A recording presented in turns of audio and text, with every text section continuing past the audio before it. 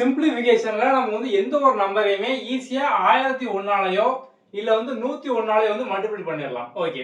இப்போ வந்து ஒரு 3 டிஜிட் நம்பர் வந்து இருக்கு. இந்த நம்பரை நம்ம வந்து 1001ஆல மல்டிப்ளை பண்ணோம் அப்படின்னா சிம்பிள். இதே நம்பரை நம்ம வந்து 2 டைம்ஸ் எழுதணும். 246 246. ஸோ இதான் பார்த்தோம் அப்படின்னா வந்து நமக்கு ஆன்சரா வந்து இருக்கும். இது நீங்க வந்து பெரிய சம் பண்ணும்போது லாஸ்ட்ல கால்குலேஷன்ல நீங்க இது ஆப்ஷனை பேஸ் பண்ணி வந்து கண்டுபிடிச்சிடலாம். ஓகே. இப்போ அடுத்து இதுல பாருங்க, இதே நம்ம வந்து ஒரு 2 டிஜிட் நம்பரை 101ஆல பண்ணோம் அப்படின்னா சேம் இந்த 41 2 டைம் நம்ம வந்து எழுதணும். ஸோ இதான் பார்த்தோம்னா இதோட ஆன்சர். ஓகே. இப்போ 3 டிஜிட்டுக்கு பதிலாக 4 டிஜிட்னு வச்சுக்கோங்க. ஒரு 4 டிஜிட் நம்பரை நீங்க 1001ஆல பண்ணோம் அப்படின்னா சிம்பிள் அதே மாதிரி தான் 2419.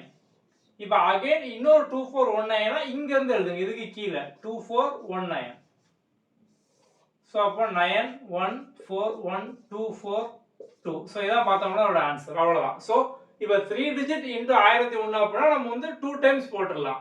4 டிஜிட் அப்படின்னா நம்ம வந்து இந்த மாதிரி வந்து எழுதணும். அவ்வளோதான் சிம்பிள். இதே வந்து 101க்கு 3 டிஜிட் அப்படின்னா அதே மாதிரி தான் 412 412. ஸோ கூட்டணும் அப்படின்னா 2 1 6 1 4. அவ்வளோதான் சிம்பிள்.